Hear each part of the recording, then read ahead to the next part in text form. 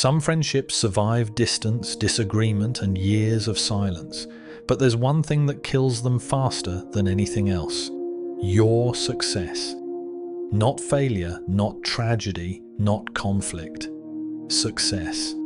The moment you achieve something they haven't, the moment you grow beyond the role they assigned you, something shifts in their eyes that can never shift back.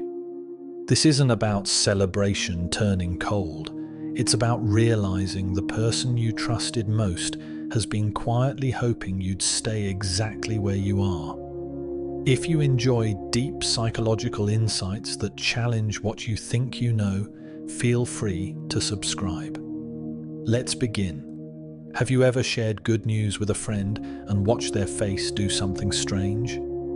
Their mouth smiled, but their eyes didn't move. They said congratulations, but the word landed flat, empty of the warmth you expected. Maybe they changed the subject within 30 seconds, redirecting the conversation to something neutral, something safe, something that didn't require them to sit in your joy. Or perhaps they responded with a comment that felt supportive on the surface, but carried a sharp edge underneath. Must be nice. Or, I guess some people just get lucky. Or, well, don't forget about us when you're famous.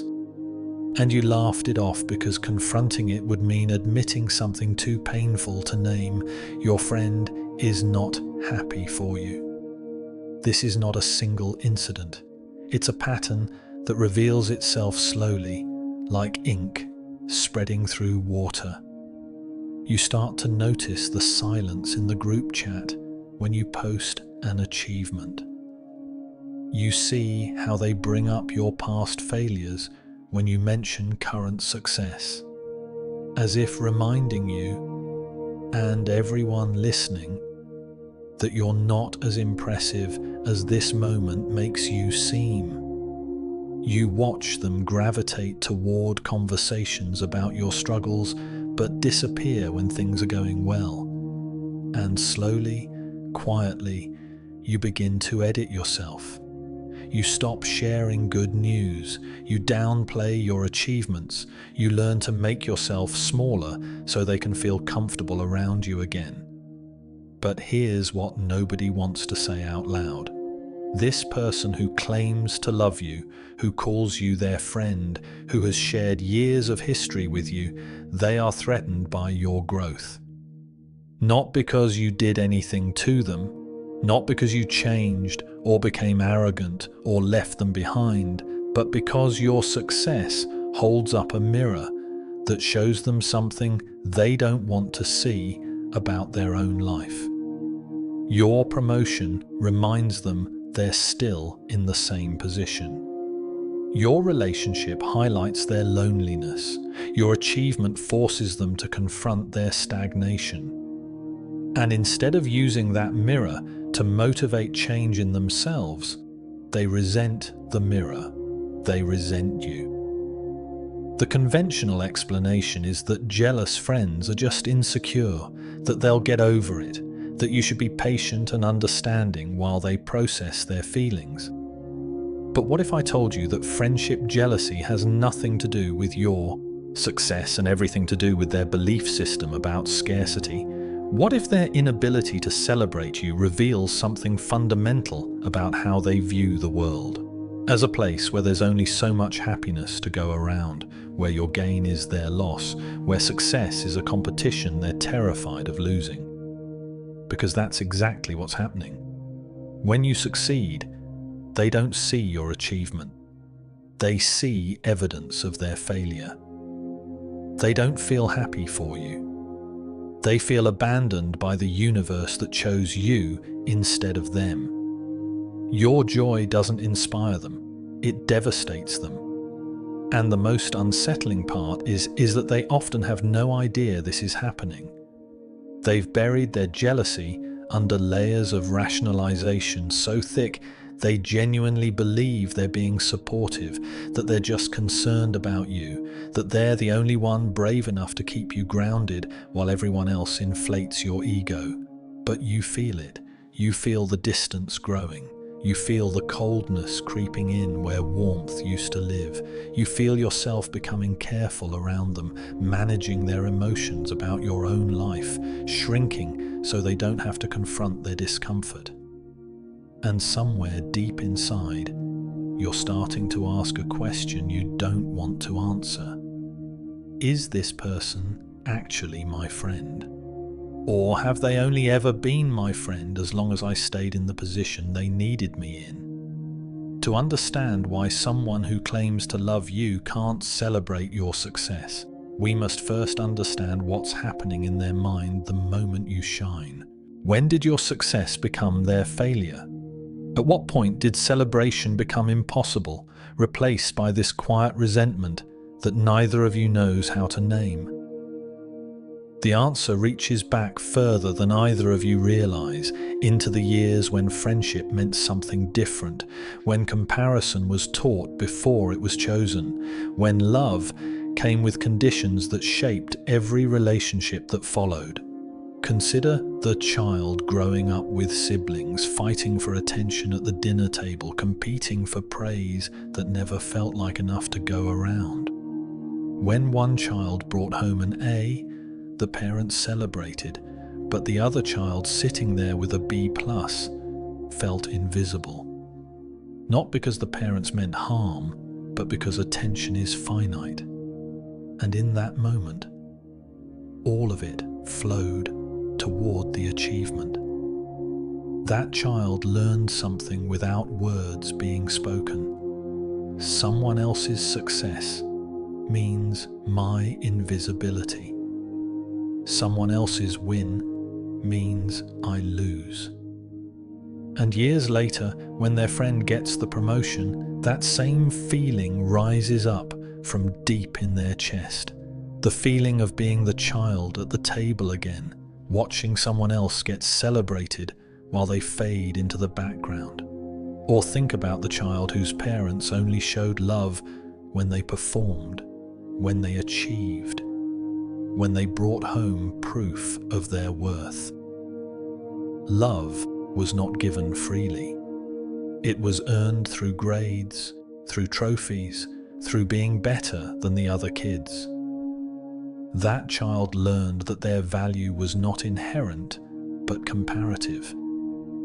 They mattered only in relation to how they ranked against others.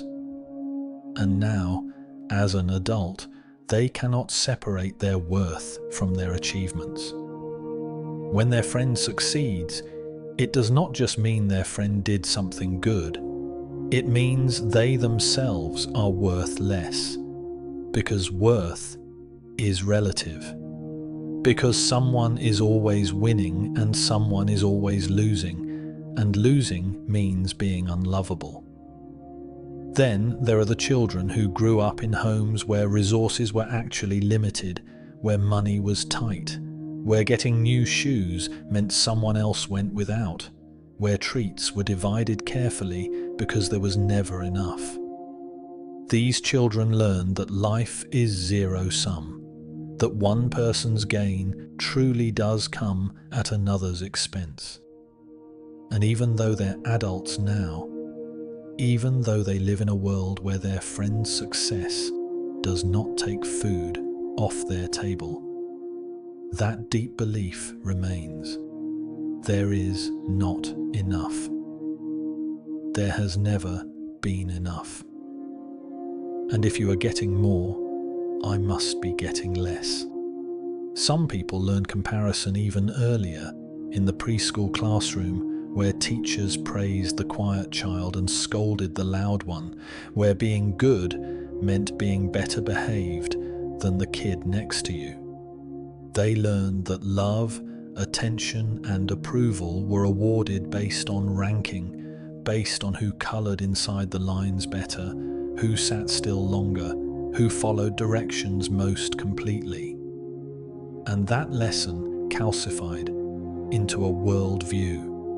I am only okay if I am doing better than the people around me.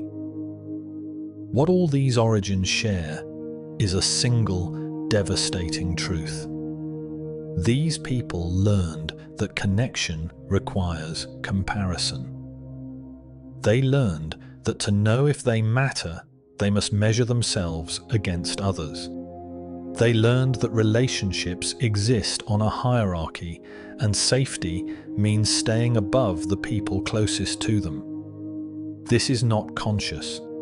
This is not chosen. This is wiring laid down in childhood, reinforced by thousands of small moments, embedded so deeply that it feels like truth rather than learned behavior.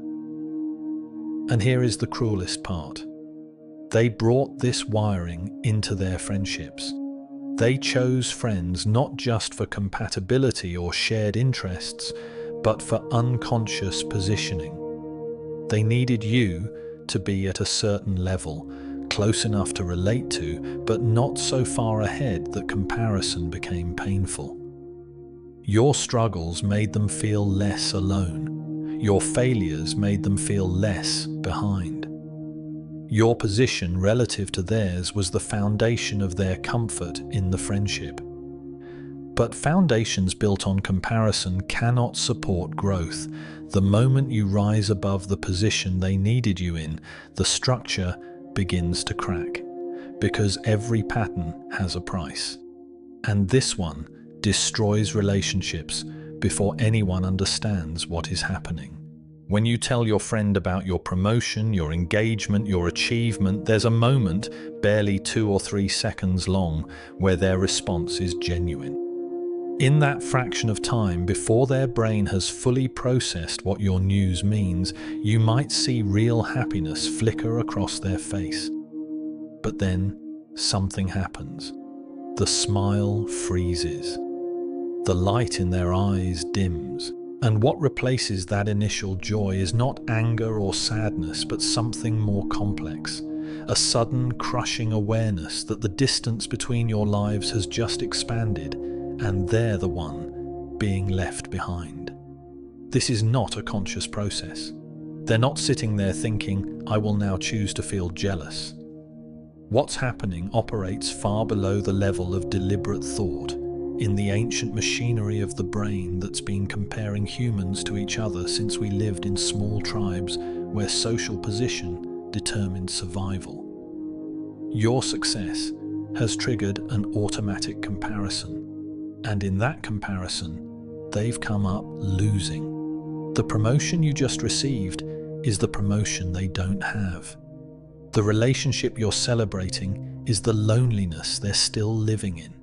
The achievement you're sharing is the dream they've been postponing. Your news isn't just information, it's a mirror, and what it reflects back to them is the gap between where they are and where they thought they'd be by now. This is what psychologists call social comparison, and it's one of the most powerful forces shaping human emotion. We don't evaluate our lives in absolute terms. We evaluate them relative to the people around us, especially people we consider similar to ourselves. And here's the crucial part. We need people close to us to be doing slightly worse than we are. Not dramatically worse. That would make us feel guilty. Just slightly behind. Just struggling a little more. Just achieving a little less. Because as long as you're behind them, they can tell themselves they're doing okay. Your position below theirs is evidence that they're succeeding, that their choices are working, that their life is on track. But the moment you move ahead, that evidence disappears. Suddenly, they're the one behind. And that position is unbearable. What makes this even more painful is that your success doesn't just threaten their sense of accomplishment. It threatens their identity. Because in their internal narrative, you have a role. You're the friend who struggles with relationships, or the one who's creative but not practical, or the one who's smart but lacks discipline. They've assigned you a character in the story of their life, and that character serves a purpose. It makes them feel better about themselves. It gives them someone to advise, someone to feel slightly superior to, someone whose struggles make their own life look more successful by comparison. But when you break out of that role, when you achieve something that doesn't fit the character they assigned you, it destabilizes their entire narrative. If you're not who they thought you were, then who are they? If you can change and grow, what does that say about their stagnation? Then there's the scarcity mindset, the deep unconscious belief that good things are limited, that there's only so much success, so much happiness, so much luck to go around. And if you're getting more, that means there's less available for the minimum. This isn't logical. Your promotion doesn't take away their opportunities. Your relationship doesn't reduce their chances of finding love. But logic doesn't live in the part of the brain where jealousy grows. That part operates on primitive arithmetic. You up means me down. You winning means me losing. You celebrated means me forgotten. And beneath all of this is something even more primal: the fear of being left behind. Because friendships often form between people at similar life stages, facing similar challenges, occupying similar positions on whatever ladder they're climbing. Your struggles bound you together. Your shared complaints created intimacy. Your mutual frustration at not having what you wanted was the foundation of your connection. But now you have what you wanted, and they don't. Now you're moving forward, and they're still stuck. And the question that terrifies them, the one they can't even fully articulate, is, will you still want to be my friend when our lives no longer look the same? But there's something even more painful happening, something that explains why they hate themselves for feeling this way, even as they can't stop feeling it. The cost of friendship jealousy doesn't announce itself with arguments or dramatic confrontations. It seeps in quietly, changing the texture of connection so gradually that neither person notices when intimacy becomes performance, when honesty becomes strategy, when friendship becomes something hollow that you're both pretending is still alive. Think about what happens to the person experiencing the jealousy. Every conversation becomes an exercise in self-control, in forcing enthusiasm they don't feel, in manufacturing happiness for someone else's joy, while their own chest tightens with resentment they're ashamed to name. They start avoiding one-on-one time because being alone with your success, without the buffer of other people, makes the comparison too sharp, too painful. They find themselves hoping just for a second, just in a thought they immediately try to suppress, that something will go wrong for you. Not anything terrible, just something small enough to bring you back down to where they are, to close the gap that's widening between your lives. And the shame of that hope is corrosive, because they know they're supposed to be happy for you. They know good friends celebrate each other. They know their jealousy makes them a bad person, which means they're not just watching you succeed while they stagnate, they're also confronting evidence that they're not who they thought they were. The internal narrative fractures. They believed they were generous, supportive, secure. But jealousy reveals something uglier underneath, and they can't unsee it, so they bury it deeper. They rationalize it. They tell themselves they're just being realistic when they point out potential problems with your new job.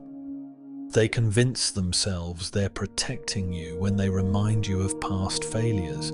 They disguise their jealousy as concern, as groundedness, as the only voice of reason in a chorus of people inflating your ego. But you feel it. You feel the distance growing in the pauses that last too long, in the texts that take hours to answer when they used to come immediately, in the way they've stopped asking about the parts of your life that are going well. You start to edit yourself around them. You downplay your achievements. You apologize for your success. You spend energy managing their emotions about your own life, creating a smaller version of your reality so they can be comfortable in it. And this editing doesn't just change how you talk to them. It changes how you experience your own joy. Your accomplishments feel tainted now, wrapped in guilt, shadowed by the knowledge that sharing them will cost you connection rather than deepen it. The friendship becomes transactional in a way it never was before. You share your struggles because those are safe, because those bring them closer, because in your pain they find relief from comparison. But your successes you keep quiet, or minimize, or present in ways that emphasize luck over effort, chance over capability. You're teaching them that you'll shrink to maintain the friendship, and they're learning that lesson well. The relationship survives only as long as you stay in the position they need you in. The moment you refuse to shrink, the friendship will end, not with honesty, but with slow withdrawal, with increasing distance, with the death of 1,000 subtle rejections. Consider what this costs in practical terms. The celebration dinner where half the table can barely muster genuine enthusiasm. The professional opportunity you don't mention because explaining your success to jealous friends feels worse than keeping it secret.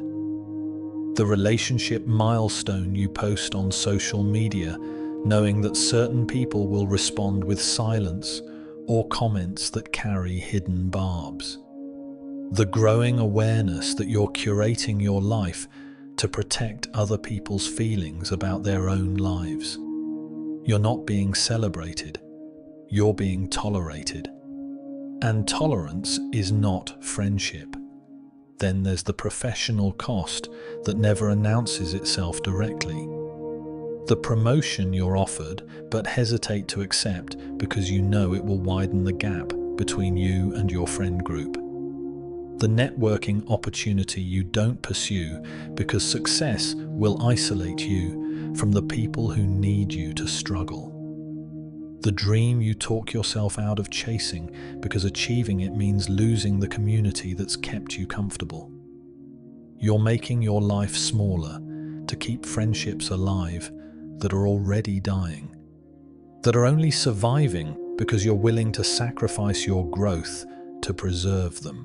If jealousy is a mirror reflecting what someone fears about their own life, sometimes the person holding that mirror is deliberately angling it to blind, because not everyone who shares success is seeking connection.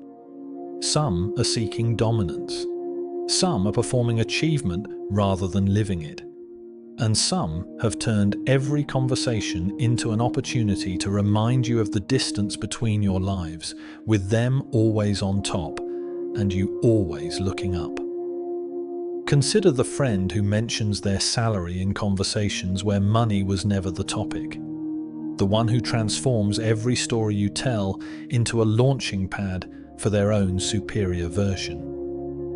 You mention a weekend trip and they respond with details of their international vacation. You share a work challenge and they explain how they've already solved that problem 3 levels above where you're struggling.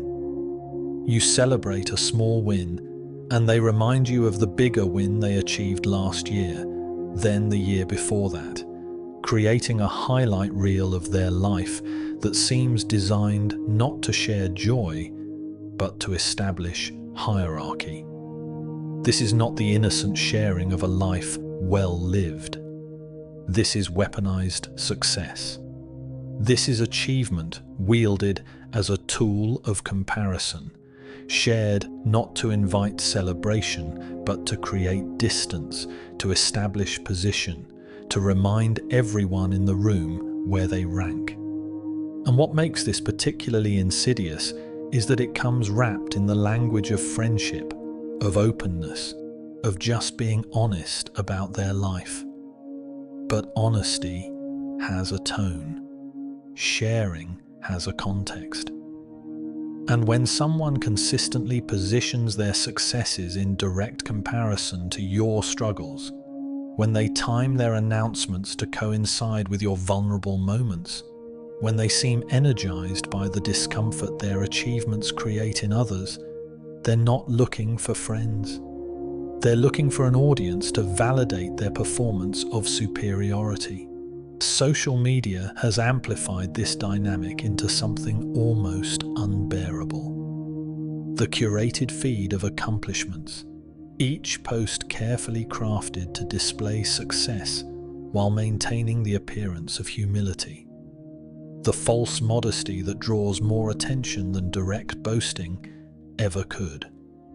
The strategic timing of announcements designed to maximize visibility and comparison. And beneath every post, beneath every carefully filtered image of achievement, is a question being asked. Are you watching? Do you see what I have? Do you feel the gap between us? The platform becomes a stage, and friendship becomes spectatorship. And every like is a small acknowledgement of hierarchy being established and maintained. But here's what reveals the difference between genuine sharing and weaponized success. Notice who they choose to tell. Notice when they choose to tell it. The friend who shares their promotion with you the day after you've been passed over for yours is not being innocent. The one who announces their engagement to the friend group where you're the only single person and then acts confused by the awkwardness is not being oblivious. The timing is the tell. The audience selection is the evidence. They're not sharing their joy, they're establishing their position. Yet there's another layer here that complicates the picture. Sometimes what looks like flaunting is actually insecurity masked as confidence. The person who won't stop talking about their achievements is not always trying to make you feel small. Sometimes they're desperately trying to convince themselves they're enough, seeking validation in your reaction, needing your acknowledgement to believe their success is real. Their constant sharing comes not from abundance, but from a hole inside them that no amount of achievement can fill. They've confused being impressive with being valued, performance with connection, your envy with your love. And this is where the dynamic becomes truly toxic, because it creates a trap for everyone involved. The successful person shares seeking validation. The friends experience jealousy. The successful person interprets that jealousy as proof they should share more to prove their worth. The friends withdraw further, and the cycle accelerates until the friendship implodes under the weight of unspoken resentment on both sides. The question that cuts through all the complexity is this: when you share your success, what are you hoping to feel? Connection and mutual joy, or validation and superiority? There comes a moment in every dying friendship when continuation becomes impossible, when the invisible agreement that sustained the dynamic finally collapses under its own contradictions. For the jealous friend, this moment often arrives disguised as self-recognition, the horrifying instant when they catch themselves actively hoping for your failure, when they realize they've been scrolling your social media looking for evidence of cracks, when they notice the small surge of relief they feel upon hearing your good news came with complications. They see themselves clearly for the first time, and what they see is someone they don't recognize, someone they never wanted to become. This breaking point has a particular feeling. It's the shame that arrives when jealousy can no longer be rationalized away, when all the excuses collapse, and what remains is the undeniable truth that they've been a terrible friend. Perhaps it happens in a conversation where their jealousy gets named out loud by someone else, where the words hang in the air and cannot be unsaid. Or maybe it's the moment they minimize your achievement and watch your face change, watch you realize what they've become, watch the friendship die in real time while they're still speaking. The mask they've been wearing for themselves shatters, and behind it is not the supportive friend they believed themselves to be, but someone corroded by comparison, someone who has let your growth become their torment. For some, this recognition becomes the catalyst for transformation. They see that their jealousy has nothing to do with you and everything to do with the life they're not living, the choices they're not making, the courage they're not accessing. They understand that resenting your success is easier than building their own, that tearing you down requires less effort than building themselves up.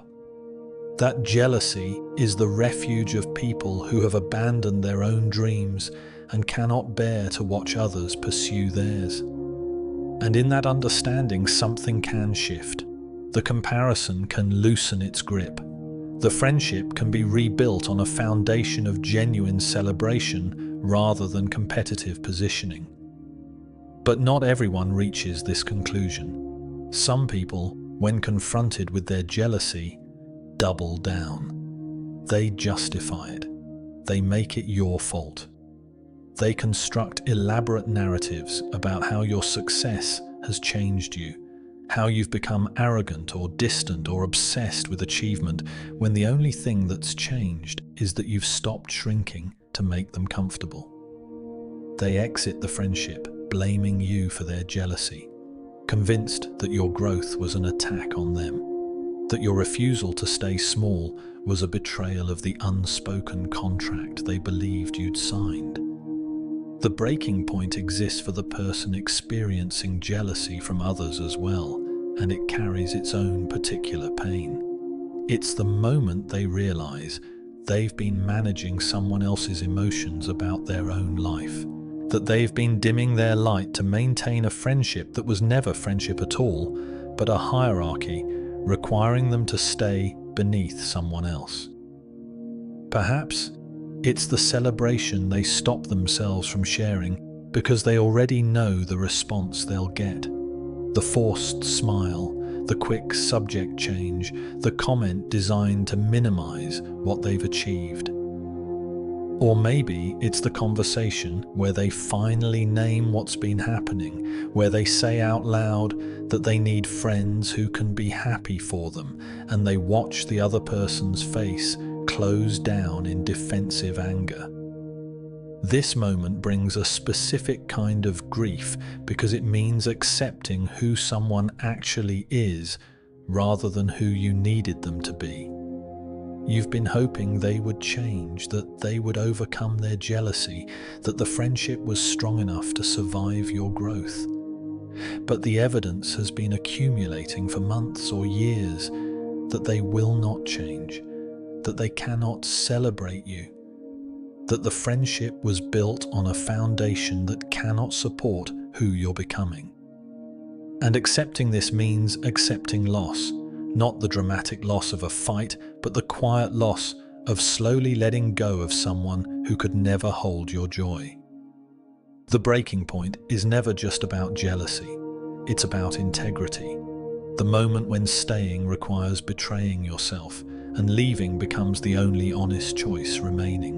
We've reached the final truth, and it's simpler and more liberating than everything that came before. Real friendship doesn't keep score. It doesn't measure. It doesn't compare your chapter 3 to someone else's chapter 7 and declare one of you winning and the other losing. Real friendship understands that each person is on their own timeline, facing their own challenges, building their own version of a life well lived. And in that understanding, there is no threat. Your success doesn't diminish theirs. Your joy doesn't subtract from the joy available to them. Your growth doesn't mean they're shrinking. There is enough. There's always been enough. For those drowning in jealousy, transformation begins with a single, uncomfortable admission. Your jealousy is not about your friend. It's about what their success reveals about the life you're not building, the risks you're not taking, the dreams you've abandoned in favor of resentment. Every moment you spend comparing yourself to them is a moment stolen from creating something worth celebrating in your own life. Every ounce of energy you pour into minimizing their achievements is energy you could have used to pursue your own. Your jealousy is a mirror, and what it reflects is not their excess, but your absence. The absence of effort, of courage, of commitment to becoming someone you respect. This doesn't mean their success won't trigger discomfort. It will. Comparison is wired into human psychology, and you cannot eliminate it entirely. But you can choose what you do with that discomfort. You can let it eat you alive, corroding every friendship until you're surrounded by people who are doing worse than you, because that's the only way you can feel okay about yourself. Or you can use it as information, as a signal that shows you what you want, what you value, what you're not yet pursuing. Their promotion reveals that you want career advancement. Their relationship shows you that you're ready for connection. Their achievement demonstrates that growth is possible. The jealousy is data. What you do with that data determines whether you become someone who celebrates others or someone who needs them to fail. And this requires killing a story you've been telling yourself about who you are. The story where you're the victim of circumstance, where success happens to other people but not to you, where their wins are proof of your inadequacy. That story is a prison. It keeps you locked in comparison, in resentment, in a life spent measuring yourself against others instead of building something that matters to you. The person you could become. The person who celebrates genuinely, who finds joy in others' success, who understands that there is enough. That person already exists inside you, waiting for you to stop comparing long enough to notice. For those navigating jealous friends, transformation looks different, but requires equal courage. It means recognizing that you don't need to shrink for anyone's comfort, that your light doesn't need dimming to make others feel better about their darkness, that real friends are secure enough to witness your joy without it threatening their worth. It means setting boundaries without guilt, saying out loud that you need people who can celebrate with you, and then actually walking away from friendships that require you to fail for them to feel okay. This is not cruelty. This is self-respect. This is choosing authenticity over performance, genuine connection over managed relationships, people who expand you over people who need you small.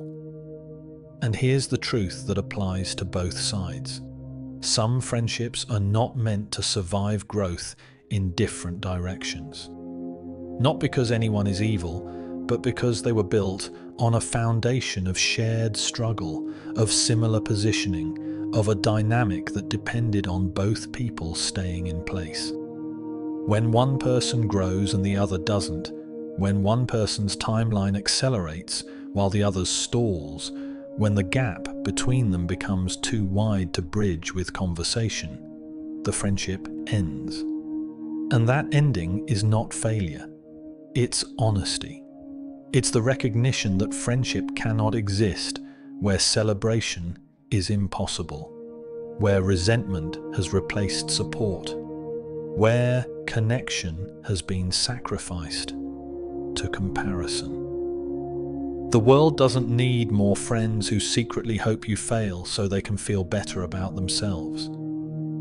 It needs people who understand that joy multiplies when shared, that celebration doesn't cost the celebrator anything, that your success creates possibility rather than scarcity.